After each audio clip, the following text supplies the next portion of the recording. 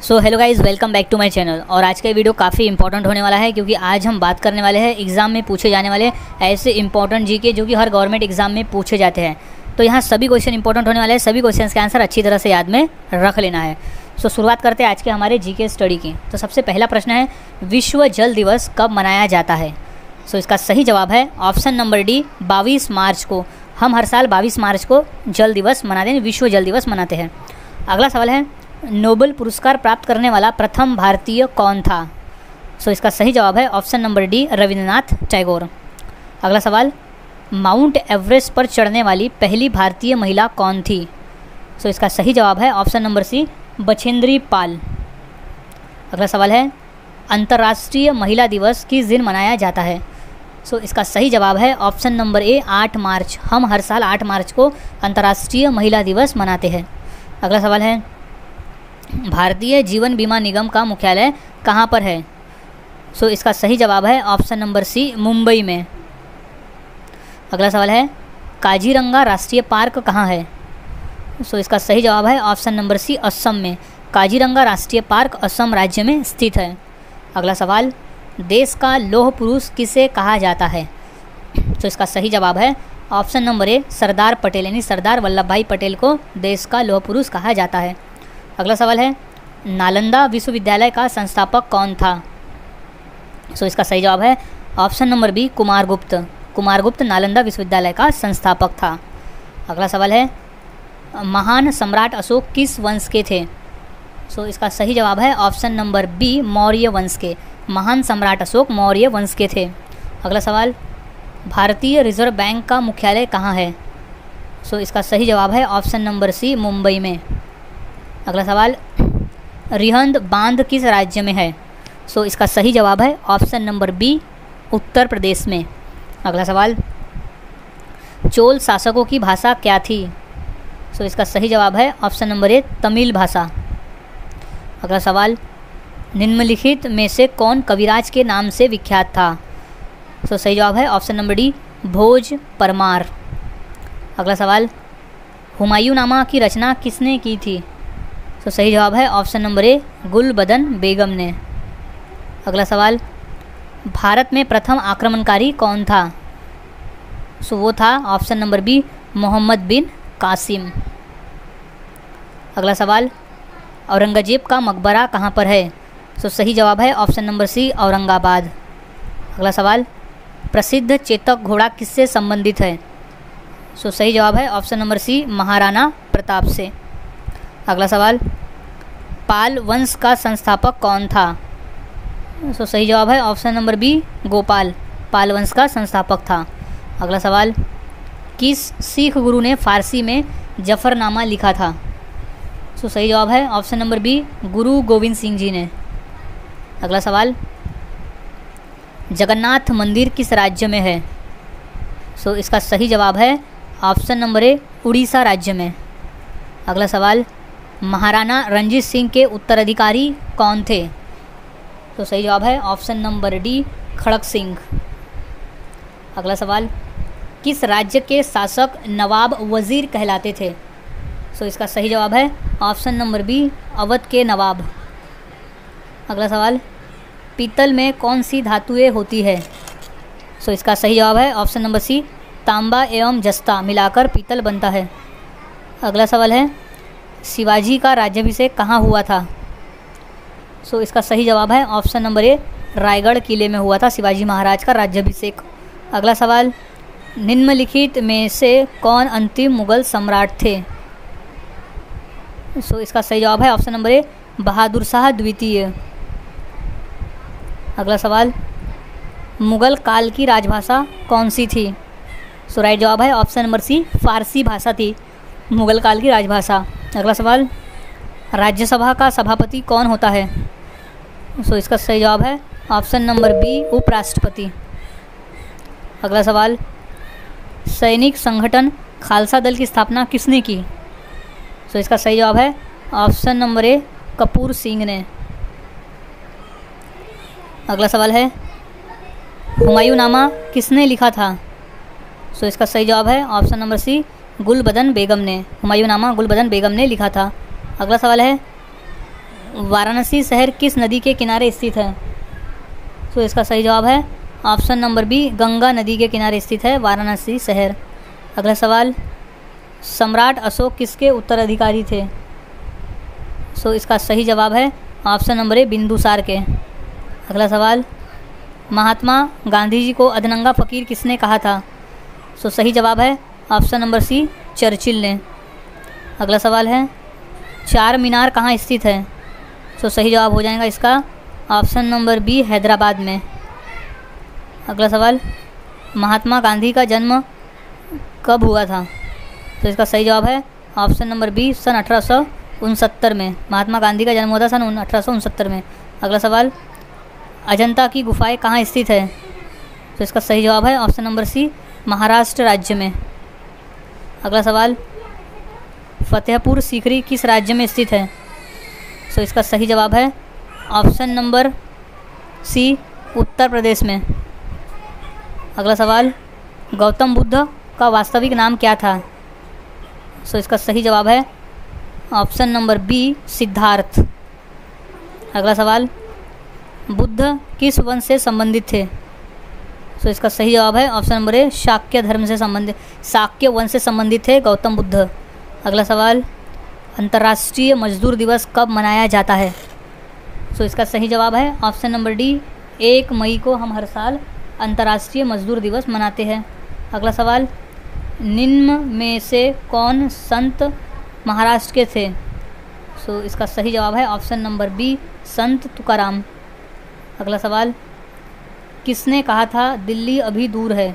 तो इसका सही जवाब है ऑप्शन नंबर ए, निजामुद्दीन औलिया ने। अगला सवाल, ईसा मसीहा का जन्म कहाँ हुआ था? सो इसका सही जवाब है ऑप्शन नंबर सी, बेथलहेम शहर में हुआ था ईसा मसीहा का जन्म। अगला सवाल, न्याय दर्शन के लेखक कौन थे? तो सही जवाब है ऑप्शन नंबर डी, गौतम। अगला सवाल, शास्त्रीय संगीत कहाँ से लिया गया है? सो सही जवाब है ऑप्शन नंबर बी, सामवेद से लिया गया है शास्त्रीय संगीत। अगला सवाल, मुखौटा नृत्य का संबंध किस नृत्य शैली से है? तो इसका सही जवाब है ऑप्शन नंबर सी, कथकली। मुखौटा नृत्य का संबंध कथकली नृत्य शैली से है। अगला सवाल है, सबसे प्राचीन वाद्य यंत्र कौन सा है? तो सही जवाब है ऑप्शन नंबर बी, वीणा। अगला सवाल, मोनालिसा क्या है? तो सही जवाब है ऑप्शन नंबर बी, एक चित्र है मोनालिसा। अगला सवाल, इनकलाब जिंदाबाद का नारा किसने दिया? तो सही जवाब है option number D, Bhagat Singh ने दिया था इनकलाब जिंदाबाद का नारा। अगला सवाल है, ओणम किस राज्य का प्रमुख त्यौहार है? तो सही जवाब है ऑप्शन नंबर बी, केरल राज्य का। अगला सवाल है, महान सम्राट अशोक किस वंश के थे? तो सही जवाब है ऑप्शन नंबर डी, मौर्य वंश के थे। अगला सवाल, लोधी वंश का अंतिम शासक कौन था? सो राइट जवाब है option number B, Ibrahim Lodhi. Lodhi वंश का अंतिम शासक था इब्राहिम लोधी। अगला सवाल, सबसे प्राचीन वेद कौन सा है? तो सही जवाब इसका ऑप्शन नंबर ए, ऋग्वेद है। अगला सवाल, इलेक्ट्रॉन के खोजकर्ता कौन है? तो इसका सही जवाब है option number D, J Thomson. अगला सवाल, सांची का स्तूप किसने बनवाया? सो इसका सही जवाब है ऑप्शन नंबर ए, अशोक ने। क्वेश्चन मोस्ट इंपॉर्टेंट है, ये क्वेश्चन कई बार पेपर में पूछा भी जा चुका है। सो अच्छी तरह से इस क्वेश्चन के आंसर को याद में रख लेना है। अगला सवाल, रानी लक्ष्मीबाई का मूल नाम क्या था? सो इसका सही जवाब है ऑप्शन नंबर सी, मणिकर्णिका। अगला सवाल है, ऑस्कर पुरस्कार का संबंध किस क्षेत्र से है? तो सही जवाब है ऑप्शन नंबर ए, सिनेमा के क्षेत्र से। अगला सवाल, जियो और जीने दो किसने कहा था? तो सही जवाब है option number A, Mahavir Swami ने कहा था जियो और जीने दो। अगला सवाल, भारत की सबसे ऊंची मूर्ति कौन सी है? सो इसका सही जवाब है option number C, Statue of Unity. Bharat की सबसे ऊंची मूर्ति है स्टैचू ऑफ यूनिटी। अगला सवाल है, वेदों की संख्या कितनी है? सो इसका सही जवाब है ऑप्शन नंबर सी, 4 है। वेदों की संख्या टोटल 4 है। अगला सवाल, राज्यसभा के सदस्य के लिए न्यूनतम आयु कितनी होनी चाहिए? सो इसका सही जवाब है ऑप्शन नंबर बी 30 वर्ष। 30 वर्ष होनी चाहिए राज्यसभा के सदस्य बनने के लिए। अगला सवाल, चंद्रगुप्त विक्रमादित्य का उत्तराधिकारी कौन बना? So option number B Kumaragupta प्रथम। अगला सवाल, नाट्यशास्त्र की रचना किसने की? सो राइट जवाब है ऑप्शन नंबर सी भरत मुनि ने। नाट्यशास्त्र की रचना की थी भरत मुनि ने। इंपॉर्टेंट प्रश्न है, ये प्रश्न पेपर में 2 से 3 बार पूछा भी जा चुका है। अगला सवाल, चाइना मैन शब्द किस खेल से संबंधित है? सो इसका सही जवाब है ऑप्शन नंबर ए क्रिकेट से संबंधित है चाइना मैन। अगला सवाल, किस देश में सफ़ेद हाथी पाए जाते हैं? सो राइट आंसर है ऑप्शन नंबर ए थाईलैंड में। अगला सवाल, भारत का फ्लाइंग सिख किसे कहा गया है? सो सही जवाब है option number A Milkha Singh को कहा गया है भारत का फ्लाइंग सिख। अगला सवाल है, फिरोज शाह कोटला ग्राउंड कहाँ स्थित है? सो राइट जवाब है ऑप्शन नंबर सी दिल्ली में, जो कि एक क्रिकेट का ग्राउंड है। अगला सवाल, दिल्ली से पहले भारत की राजधानी कहाँ पर थी? तो सही जवाब है ऑप्शन नंबर डी कोलकाता में। अगला सवाल है, जलियांवाला बाग हत्याकांड कब हुआ था? सही जवाब है ऑप्शन नंबर बी सन 1919 में हुआ था जलियांवाला बाग। अगला सवाल, भारत का सर्वोच्च नागरिक सम्मान पुरस्कार कौन सा है? सो इसका सही जवाब है option number A Bharat Ratna है। अगला सवाल, भारत का सबसे ऊंचा बांध कौन सा है? सो इसका राइट आंसर हो जाएगा ऑप्शन नंबर ए टिहरी बांध। अगला सवाल, चेतक घोड़ा किसका घोड़ा था? सो सही जवाब है option number D Rana Pratap का घोड़ा। अगला सवाल, भारत में मिसाइल मैन नाम से किसे जाना जाता है? सो इसका सही जवाब है option number B APJ Abdul Kalam को। अगला सवाल, नीरज चोपड़ा का संबंध किस खेल से है? सो वो है option number B javelin throw से। अगला सवाल, रिजर्व बैंक ऑफ इंडिया का मुख्यालय कहाँ पर है? सो इसका राइट जवाब है ऑप्शन नंबर ए मुंबई में। अगला सवाल, दूध उत्पादन में किस देश का विश्व में प्रथम स्थान है? सो सही जवाब है ऑप्शन नंबर बी भारत का स्थान है प्रथम। अगला सवाल, भारत के राष्ट्रीय गान गाने की समय की अवधि कितनी है? सो ऑप्शन नंबर डी 52 सेकंड लगते हैं राष्ट्रगान को गाने में। अगला सवाल, विश्व का सबसे बड़ा महाद्वीप कौन सा है? सो इसका सही जवाब है ऑप्शन नंबर डी एशिया महाद्वीप है। अगला सवाल, दिल्ली का लाल किला किसने बनवाया था? सो इसका सही जवाब है ऑप्शन नंबर सी शाहजहाँ ने बनवाया था दिल्ली का लाल किला। अगला सवाल, भारत की सबसे ऊंची मीनार कौन सी है? सो वो है ऑप्शन नंबर सी कुतुब मीनार है। अगला सवाल, कुचिपुड़ी नृत्य कहाँ आरंभ हुआ था? सो इसका सही जवाब है option number B Andhra Pradesh में। अगला सवाल, विश्व आदिवासी दिवस कब मनाया जाता है? सो इसका सही जवाब है ऑप्शन नंबर सी 9 अगस्त को हम हर साल अंतर्राष्ट्रीय यानी विश्व आदिवासी दिवस मनाते हैं। अगला सवाल, अलीगढ़ मुस्लिम विश्वविद्यालय के संस्थापक कौन थे? सो सही जवाब है option number B sir Syed Ahmad. अगला सवाल, टीपू सुल्तान कहाँ का शासक था? सो सही जवाब है ऑप्शन नंबर सी मैसूर का शासक था टीपू सुल्तान।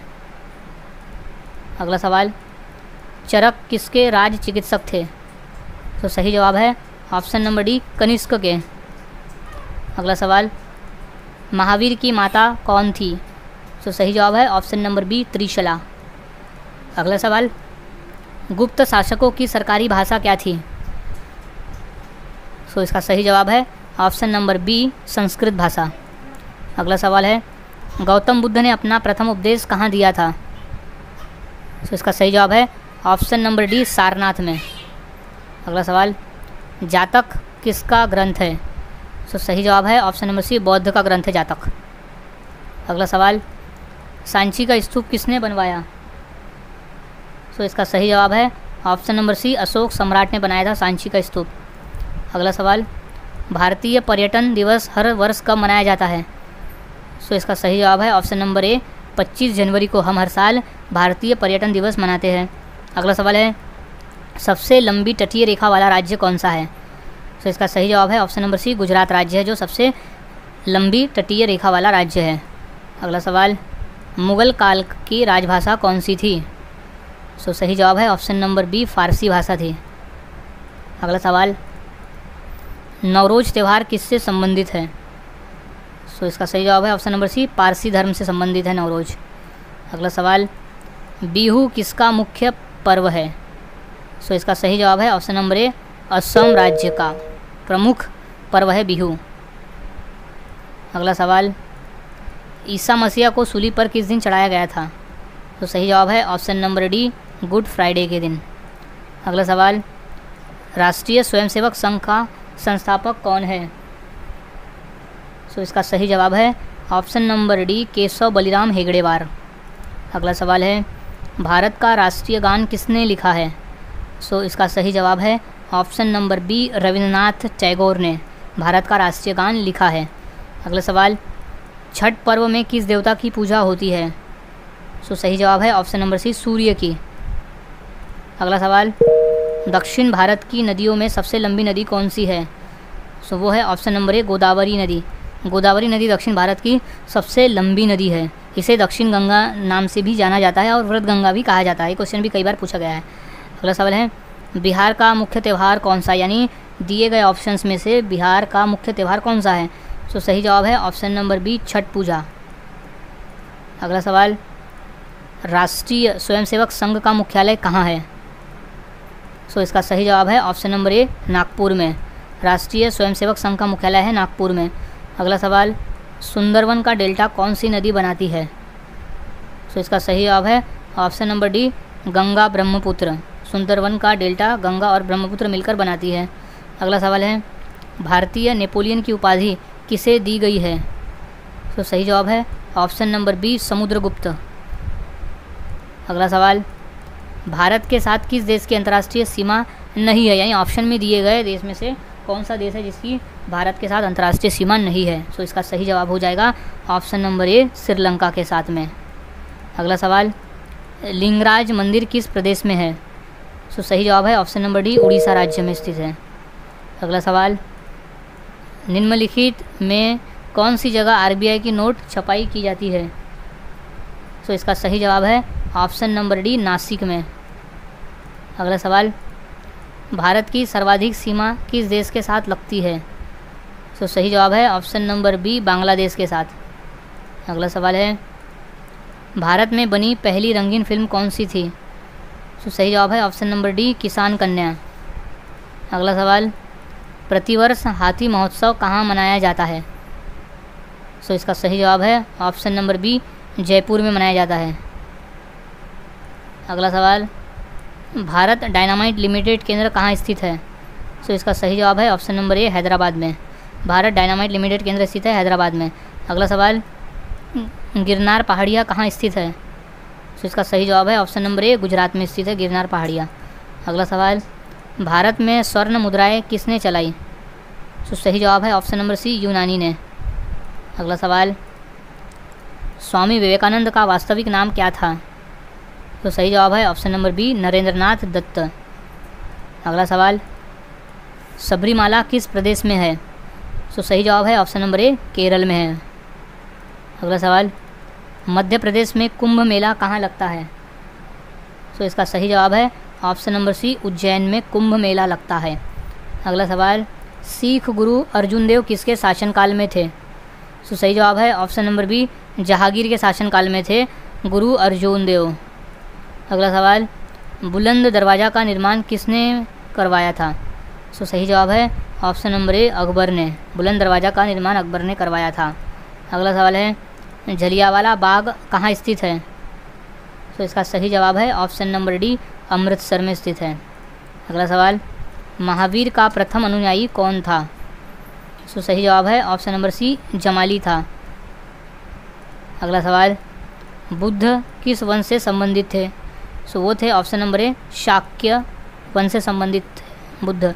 अगला सवाल, भारत की सर्वाधिक बड़ी जनजाति कौन सी है?